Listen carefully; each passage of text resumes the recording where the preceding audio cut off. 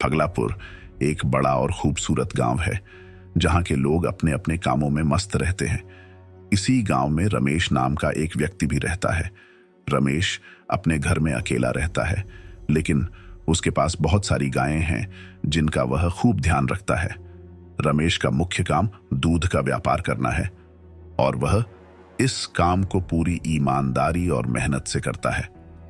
उसकी नेक दिली और सच्चाई के कारण गांव में सभी लोग उसका बहुत सम्मान करते हैं। एक दिन रमेश ने अपने घर में एक तालाब बनाने के लिए खुदाई शुरू की।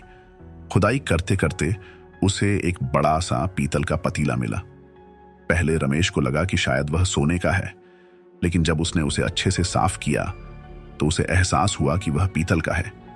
उसी समय उसकी पड़ोस की एक लड़की दूध लेने के लिए आई।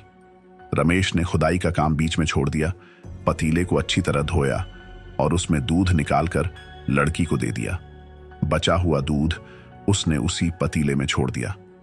लड़की दूध लेकर चली गई। रमेश ने फिर से खुदाई का काम शुरू कर दिया। कुछ देर बाद उसने पीछे मुड़कर देखा तो पाया कि उसके आंगन में हर तरफ दूध ही दूध फैल गया है।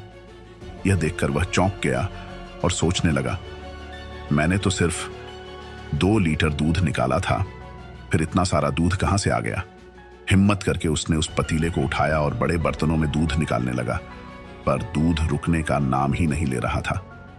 रमेश के घर में जितने भी बर्तन थे वे सभी दूध से भर गए।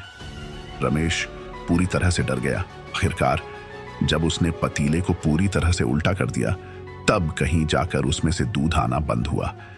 यह देखकर रमेश समझ गया कि यह पतीला जरूर जादुई है।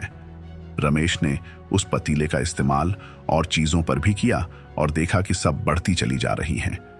धीरे धीरे उसने इसका सही और विवेकपूर्ण उपयोग करना शुरू किया और बहुत अमीर बन गया। अब उसके पास बड़ा घर, गाड़ियां और कई नौकर थे।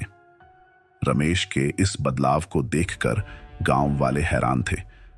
कल तक उसके पास साधारण सा घर था और अब वह इतनी दौलत का मालिक कैसे बन गया, यह बात सबको हैरान कर रही थी।